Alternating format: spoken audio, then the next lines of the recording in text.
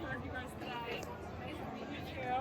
Congrats on number 2. Kelsey and Hunter to bomb that photo. Go. We're gonna go photo bomb. Yeah, do you want a family photo? And she wants to bomb that photo. She's trying to bomb photo. How crazy is this? Yeah, this is yours. Huh? Everyone else has it. Yeah, where's mine?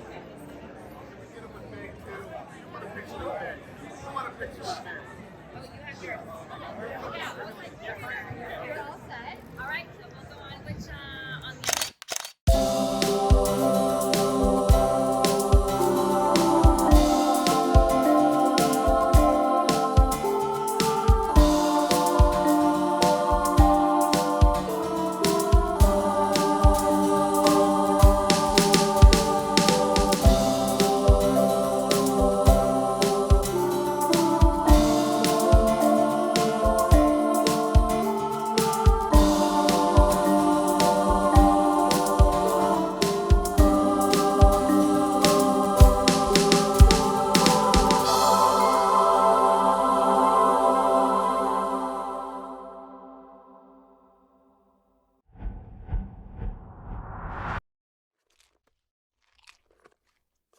So, how was the first day of school? It was fine, I guess. I don't know. Do you ever look at someone and wonder what is going on inside their head? Did you guys pick up on that? Sure did. Something's wrong. We're gonna find out what's happening, but we'll need support. Signal the husband. With a nice pass over to Reed, comes across center ice. Uh-oh, she's looking at us. What did she say? What? Oh, sorry, sir. No one was listening. Is it garbage night?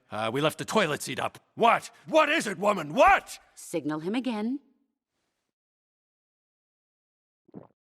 Ah, so, Riley, how was school? You gotta be kidding me. For this, we gave up that Brazilian helicopter pilot? All right, welcome everyone to Searching for Goodness.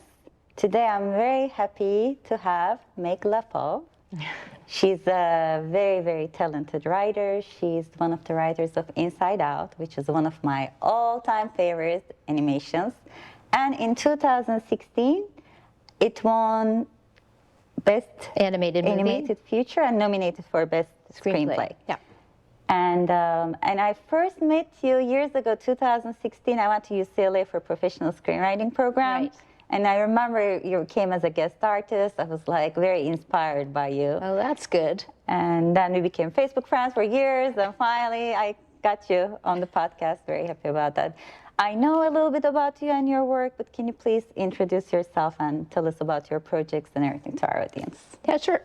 I'm a writer. I started as a producer. I actually was a producer for 10 years with Jodie Foster, and then made a big change in my life and became a writer, which I would not have been able to do without the support of my husband, Joe. And I've written now since then, which I think was 2000 and something, I don't remember. And I had 2 kids, you know, which is the best excuse to not write is having babies. But right now, I went to Pixar. I did 3 movies for them, also The Good Dinosaur, and consult with them when they need me. And now I'm writing with my husband, Joe Forte, which is awesome, and we have a deal at Netflix in their feature film side. That's very exciting. Are you allowed to say the name or mention a bit about it? The deal is just for us as a company. Our company is called Storyhouse, and we have a deal to write features for them and direct, which is exciting new territory for me. Not for him, my husband is a director, but for me it is. That's wonderful. And how did your writing passion begin? Were you always into writing? Or? I was always into writing. I think the first story I wrote, the letters were this big. It was all about a little girl who gets on a plane and falls in a hole in her seat. Which, you know, if I was the mother, I'd be like, we need to take her to therapy, but this was long ago, and they didn't do that. But I went to school as a writing major, and then graduated and decided I had nothing to write about. Who did I think I was? And abandoned it, and became a producer instead, in which really that became my training ground, because working with Jodie Foster, she's one of the best storytellers in the world, so it really taught me story in a very deep way, and I think that as a writer and as somebody who helps people with their work, I definitely come at it from a kind of director-actor perspective because of my training with her. And, you know, my husband is a writer and a director, so when you're living with someone, you're always learning from them and teaching each other, and I learned a tremendous amount from him as well. And then I decided I needed to be, I didn't want to be 80 years old and wonder what if. What if I had been brave enough to be a writer? And I also found that I was being a little bit of a shadow artist, where I was trying to write through the writers that I was working with, and that's not good for them or me, and it was kind of dangerous, honestly, psychologically. So my husband encouraged me to follow my dreams, and I quit the best job in Hollywood, working for Jodie, and then spent time writing badly. And I think that's what people don't realize, is to become good at anything, you have to be bad at it first. And you might be bad at it for a very long time. And the truth is, every time I start a new script, I feel that way. I feel like, oh my gosh, what is writing? How do you do this? Every time it's a new discovery, a new journey. But I also love that journey. So as hard as it is to every time become a beginner again and have beginner's mind every time you start something new, you do have to go through that process. I mean, I really love creating together. It's wonderful that you're writing with your husband. Yeah. I didn't know you worked with Jodie Foster. She was one of my favorite actresses. She still is. And now she's into directing too. Yeah, doing I both, haven't seen her movies yet, but she's another role model for me. So let's look a little bit more Inside Out. I love that movie, how it characterizes like each emotion. School was great, all right? What was that? I thought you said we were gonna act casual. Riley, is everything okay? Sir, she just rolled her eyes at us. All right, make a show of force. I don't want to have to put the foot down. No, not the foot. Riley, I do not like this new attitude. Oh, I'll show you attitude, old No, man. no, breathe. What is your problem? Just leave me alone. Sir, reporting high levels of sass. Take it to DEFCON 2. DEFCON 2. I don't know where this disrespectful attitude came from. You want a piece of this, Pops? Yeah, well, look. Prepare the foot. Keys to safety position. Ready to launch on your command, sir. Just shut up! Fire! That's it. Go to your room. The foot is down. The foot is down. Woo! Good job, gentlemen. That could have been a disaster. Well, that was a disaster.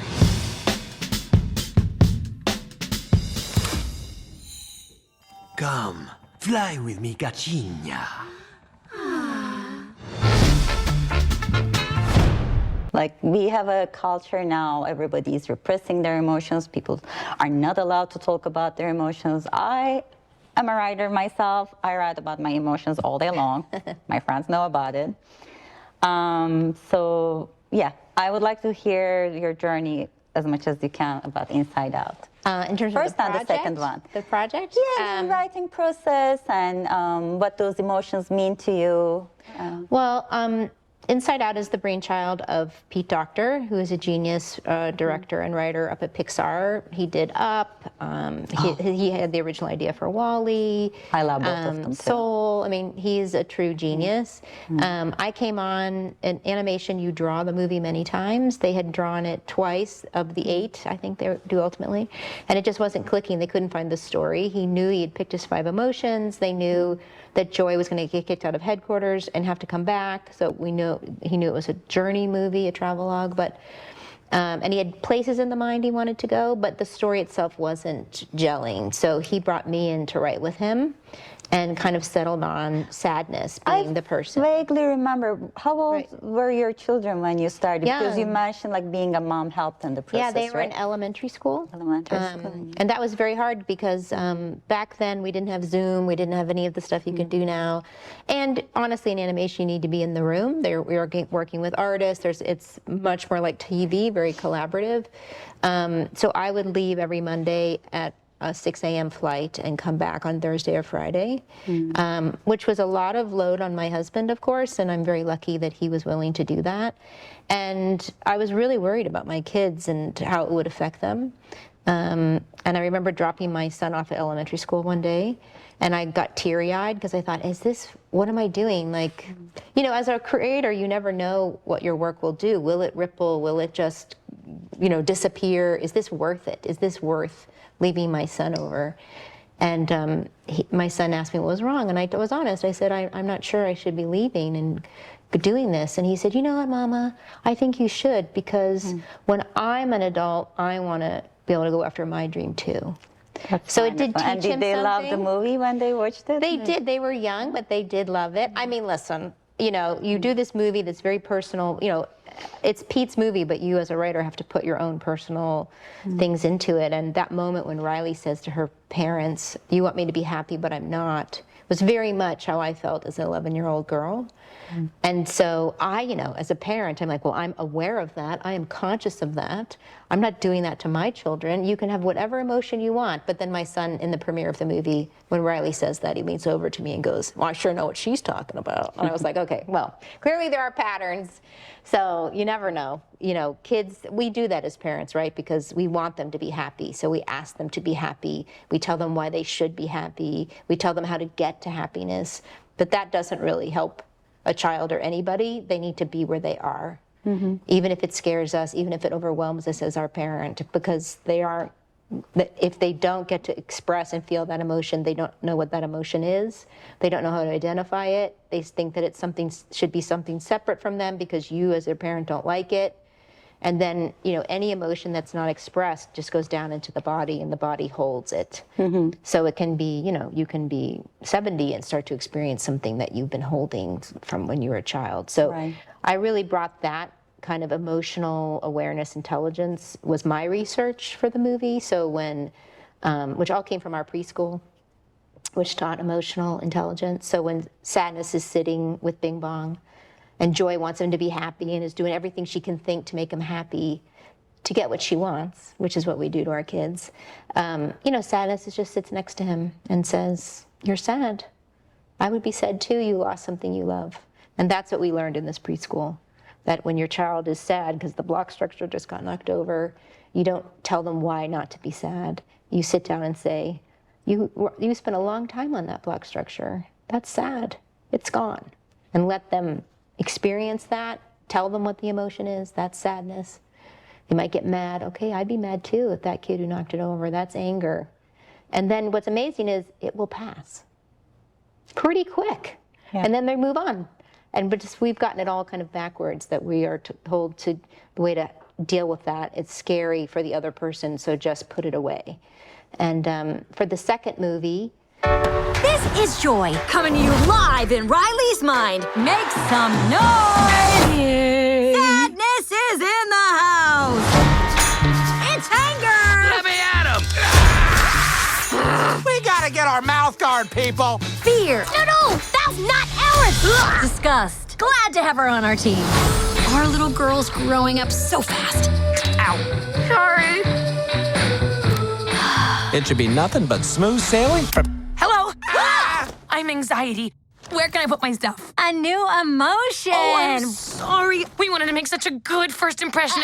What do you mean, we? I'm Envy. Look at your hair. Oh, yeah, not happening. That's on we. On what? It's what you would call the bar down. What's your name, big fella? That's embarrassment. Welcome to headquarters, embarrassment. Oh, we're doing a fit. No. Oh, nope, going high. Oh, you got a real sweaty palm there, buddy. I came in earlier to work with Kelsey Mann, who I'd worked with on the Good Dinosaur. And, you know, he had already had the idea of anxiety taking over the mind. So that's where we started. That was great. That was an addition in the second one, right? The anxiety. Yeah, anxiety and all those new emotions. I mean, we had to prove to Pete why where have they been? You know, it's a world that's been built. So you have to prove, where have these emotions been? Why haven't they been here? We had a lot of scenes that didn't make the movie because ultimately you don't need it. But you know, a lot of people ask me, why are the new emotions so negative? And I just think that's a funny question, because that's your judgment about those emotions. True. They're not negative. They're there to tell you something about yourself. So jealousy or envy is telling you what you want. That's incredibly important to know, especially for women who are taught to not want, but to know what everybody else wants. Where your jealousy, your envy is telling you very, very clearly what you want. So all of those emotions are there to help you know yourself better and create that sense of self. For me, the second movie, everybody wants to talk about anxiety, which is great. And there's a lot of anxiety in the world. And we were writing it during COVID, so we had a lot of access to anxiety. But I think the most profound thing in the movie is the sense of self that is made from your memories. Because it may not be true, right? You were told you're bad at math. Are you bad at math? Or did you get one low grade and your mother was disappointed in you and your brain in a survival moment said, you're bad at math, don't do it. She's really unhappy. Don't do math. So now you've walked around for 30 years thinking you're bad at math, but you may not be bad at math. Right. So that understanding yourself more deeply and your own sense of self, and where does that come from, that idea of who you are? Or your idea of the world, all men cheat. Is that true? Is that your experience or somebody else's experience that they taught you that? And some things are true for you and some things aren't. And just to that kind of deep knowing is what I love about even the process of writing. I want to connect this to our topic, Searching for Goodness, which is the name of our show. We're searching for goodness. So how can we find goodness, connecting this to emotions as well as creativity? How can we, yes, there's a lot of negative emotions, anger, rage. Unfortunately, very bad things happened in the last month. We saw many terrible things happen, but there's also many good people trying to do good things in the world. So how can we connect that to emotions, and how does creativity helps against distraction? I think that, I mean, there's two groups, right? So there's the group, I look at it a little bit differently. I don't look at good and bad. That's black and white. I don't think any person is black and white. I don't think anything in the world is black and white. I think it helps our brains feel safe, because we can go bad person, good person. Makes us feel safe, but is that really the reality? I do think there are literally chemical sociopaths, right? And psychopaths. That's a different thing, right? So let's put that to the side. Psychopaths, people who are born that way, that's just a chemical thing. And that's how they were born. And they can be dangerous, right? Because they don't have empathy. Right. That's not because they're an evil person. And it's because their brains, it's like saying they don't have an arm or something. Like, they don't have that ability. You have to have boundaries with those people, but I don't think vilifying them will help you much, because they don't care, because they don't have empathy. But if we take them to the side, and we're talking about a person who has capacity. Now, a sociopath can be made in terms of childhood, but let's say we're not talking to that level. To me, I prefer, instead of saying goodness, acceptance. To me, good comes from acceptance. The acceptance of what is, right? Your child isn't feeling like they belong in this family. Why? Accept it, that's happening. It's not about their character, it's not about who they are, it's not about, you might, as a parent, might be disappointed, you want it to be different. That stuff creates problems, because now people start to bifurcate inside, and they start to, like we said, put certain emotions away and pretend they don't have them, or they seek out other people who are maybe giving them very bad messaging and are using them for their own sociopathic stuff. Like, all of that bifurcation is coming from not accepting yourself, not accepting the person that you're dealing with right now, what's happening. So to me, goodness is acceptance. And it's very hard to be present when it doesn't feel good, when it's not the way you want it to be. Your amygdala brain, the survival brain, does not like it, but it's very brave to just be present. I mean, Pema Chodron talks about, think of every interaction, every moment as it's an experiment. Can you stay present? And also not good to repress emotions. I think, like, a lot of people, this positivity thing, like, always makes you feel bad. Oh, you shouldn't feel sad. You shouldn't feel angry. Like, but all emotions should be expressed too, I think. Yeah, I mean, I think the emotions, I think there's two layers to it. The first is the emotion is just signaling something to you. Yes. So it's not bad. It's signaling something. And if you repress it, another emotion will usually come on top. If you're sad, rage will come. Because now the brain is saying, it's dangerous to be sad. You better get some boundaries up, right? So that can start to layer cake, right? And then the stuff that's undealt with really can go hard. It can get very hard. So to me, again, it's about accepting, okay, this is how you feel. It might upset other people. I mean, I'm so fascinated that they've decided that the new survival, there's more, it's the survival instincts, fight, flight, or freeze. There's a fourth, which is fawning. What is it? Fawning. What's that? Appeasing. You're trying to make that person happy. You're trying to make them feel safe so that you are safe. You're giving yourself away in order to make them safe and happy so that then you feel safe. That is a survival instinct. Oh, interesting. I think it's definitely have that. I know. It's taught culturally to women, but it's a way to disempower, because if you're all giving all of your focus away to, is that person happy so that I can feel safe, you're never actually living your life. You don't know what you want. You're not, there's no boundaries, all of those things. So, but in terms of goodness, I think that it really is about, can you stay present with that person wherever they are and present with yourself? So to me, I don't know how to do global goodness. I don't know. At this point, it's overwhelming, right? Yes. I just do it day to day, person to person, meeting people where they are, seeing them, acknowledging them. Maybe helping them. If they need it, but if they don't want it, then people have to ask for help, or you're fawning, right? So that to me is goodness, is acceptance, really. All right, so I just wanted to add, in terms of inside out in the sense of self, in terms of goodness, on all the questions that you're asking, which are so fascinating, I also think it's important to think about the stories you're telling yourself. I think that people can tell themselves stories to the point that they do terrible things that they think are good. But in fact, they are asleep because they're so deep in their own story. And I think social media grabs our brain's need for a story, and it's telling us all kinds of stories. So your sense of self is made up of what you believe, the stories you're literally telling yourself, these beliefs that you have. And I think goodness comes also, again, from taking a breath and even just asking, is that true? What this story that I'm telling myself. It's very hard to do, but you can't be present and accept another person until you do that for yourself. Very true. I mean, I do catch myself sometimes when I do negative talking, try to do positive affirmations. It really helps. Sometimes it's hard. Right? Like, but first you have to accept the negative talk and be like, wow. Sometimes I'll ask the part of myself, are you afraid?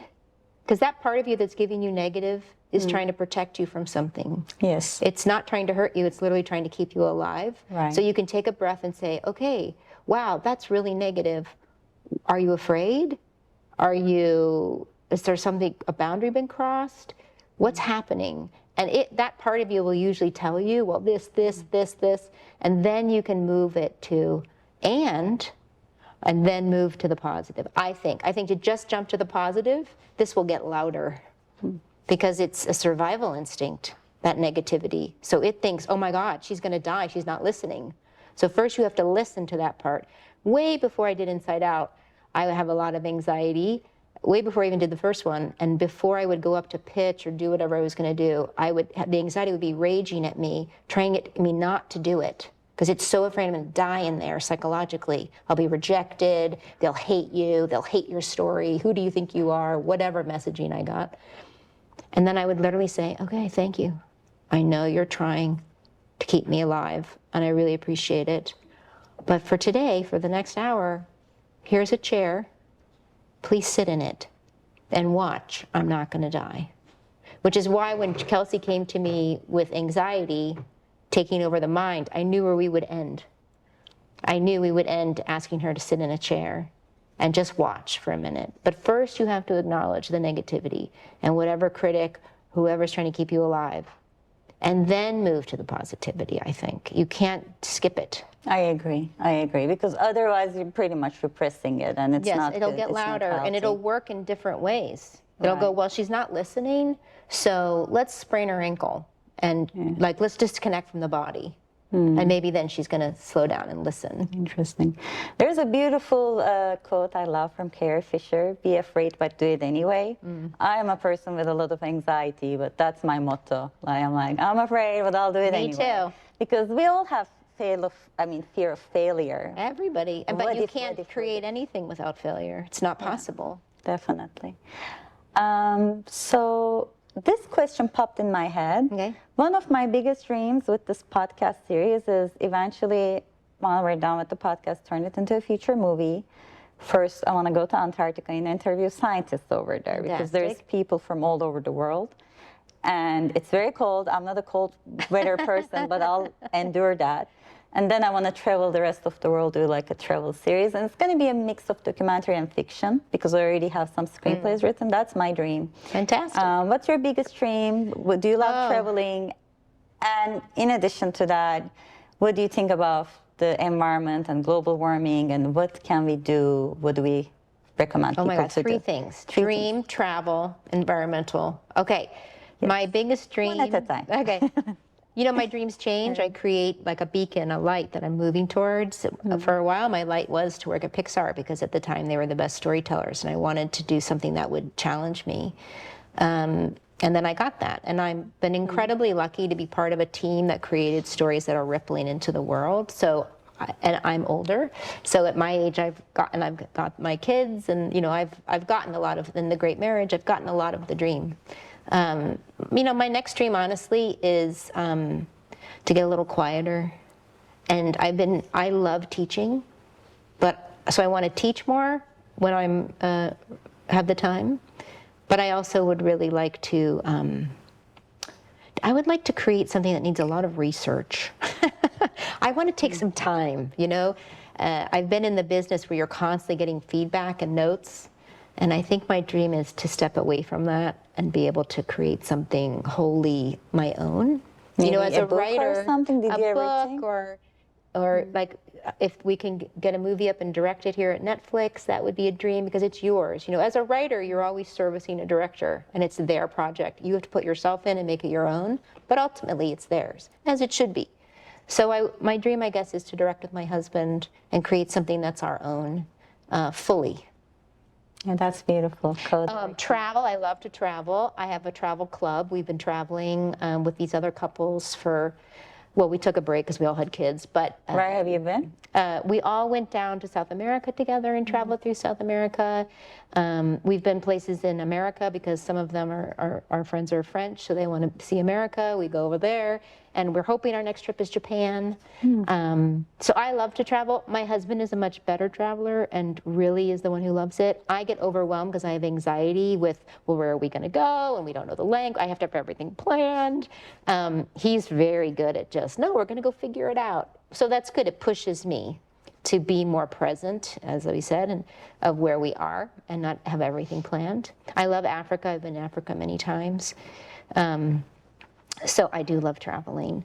Before you move on to the next question related to travel, what does it, how does it enrich in your soul, do you think? Well, the last thing that I did was I took my sister to Africa. I was doing a lab there as a mentor, and then twice a day we'd go out on safari. And I realized what I was trying to share with her is that sense of, it is very meditative to go out on the trucks and you're in a timeless place, and these animals are living in a timeless way with utter acceptance of the present because that's all they are. And you're in this truck for hours. It's a meditative, very profound experience, and that's what I love about it. So I love that travel pushes me, and it makes me know myself better, and it challenges me, and yet it can also create these incredible moments of presence because you don't know where you are, and so all of your self is on, right? And you're not necessarily thinking about the laundry and the thing and the kid and the blah. You have to be right here, right now, and be present with this experience. So I love that. Environmental. Yes. You know, it's interesting. It's such an overwhelming topic. And I think, especially for my sons are 19 and 21 or 2. Oh my God, it's going to kill me. You know, it's overwhelming for the younger generation as well. They have really had it since they've been babies, this threat. I think the thing that's more disturbing, though, is how many people don't believe it. That to me is the biggest problem. Yes. I really believe in the human and human people coming together to solve a problem. When COVID came, I don't know, I was like, we're gonna figure it out. Human beings are gonna come together, they're gonna drop all their bullshit, and they're gonna figure it out, because we all wanna live, and we all want each other to live. And they did, and they came up with a vaccine in record time. Like, it's impossible. To me, the vaccine is a miracle. It is a miracle that it happened. Now we're back to the same old divisions, it's not real, all that stuff. But for one brief moment, a miracle happened. And scientists from all over the world came together and they made this thing that saved lives. I believe with the environment, we can do the same thing. I understand we're not at the point where people are scared enough, but I really believe people will come together and we will figure it out. But that isn't gonna happen if people don't believe it's true. So I think we've got a lot of steps to go, but that's how I keep hope about it. I love what you said there, not just for environment, for everything, to accomplish peace in the world, to accomplish a better living situation for everyone. Yes, I think feeding children. I mean, there's a million things. If people just come together with a common purpose, that's why Independence Day is one of my favorite movies in that sense. Right. Like how people like forget about everything and they all like pray together or work together towards. Right. To do that, though, you have to be present and get rid of your own stories. Mm-hmm. You know what I mean? Right. The stories of the past that have been handed down generation after generation, those are bad people. Those people want to kill you. I'm not even saying that's not true in a specific way, but somebody's got to get above it. Somebody's got to get above that story to create a new story together. I don't, you know, maybe we're just in a loop of history and we have moments of enlightenment and then we go back to the Dark Ages. Maybe. If manifestation is true, which I believe it is, I mean, people created airplanes, all of this cars, all of this stuff out of nothing. Like we were basically cavemen. Right. So I think people like you and all the creatives, we have the potential to create a better world. We do. I'll tell you, world. my father worked as a very big businessman, and my stepmother, he was building a giant factory, and I was very much about the environment. And my stepmother said to me, when you can make money protecting the environment will get protected. And I think that's very profound for us to understand about human beings. There might be a key there. Our base default is survival. Yes. And in our world, survival is money. Recognition and power is money. So it's this denominator, you know, like, and it is happening. People are starting to make money by doing environmentally friendly, and they're putting it on packages. Like, it's very slowly happening, but that is part of the way human beings work, unfortunately. We want them to not work that way, but again, accept it. This is how we work. Beautiful answer. I think you gave a key to get there.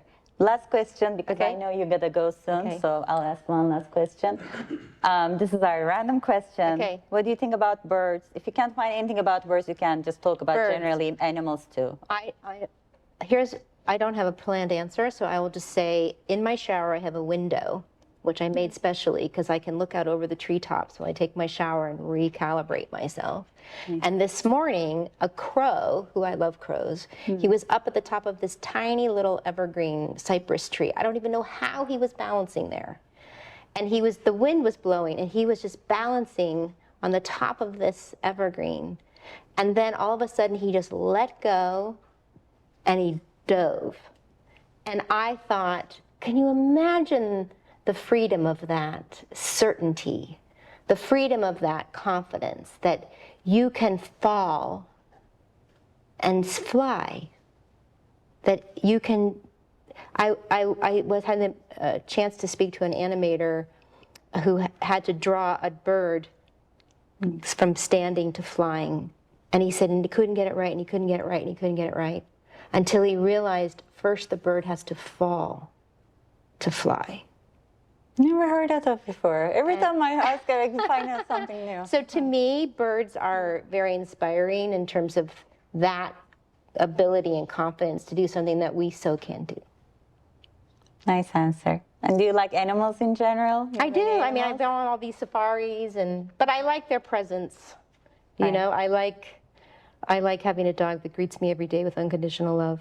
Yes. I know it's because I'm feeding him, but I like to. My own story about it is he loves me. They really love you. They love you. They love food too, but they love you. At the end of the day, I think we all want love and food. Exactly.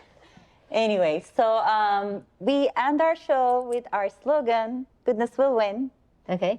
And we can add maybe goodness wins as a present tense too. So yes, goodness wins. Goodness wins. And let's say the other way too, goodness will. Let's say it together. 1, 2, 3. Goodness will win.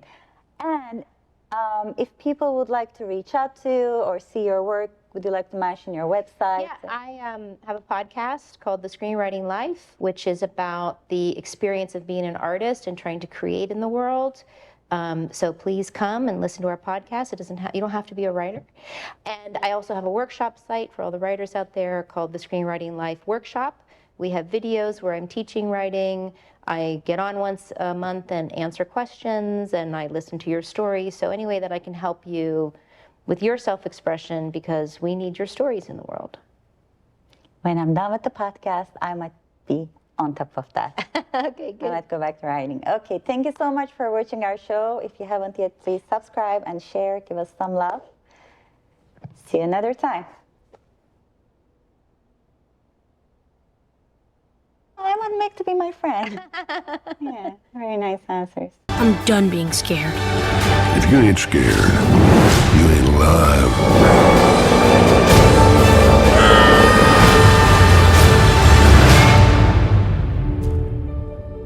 I miss my family. You don't understand.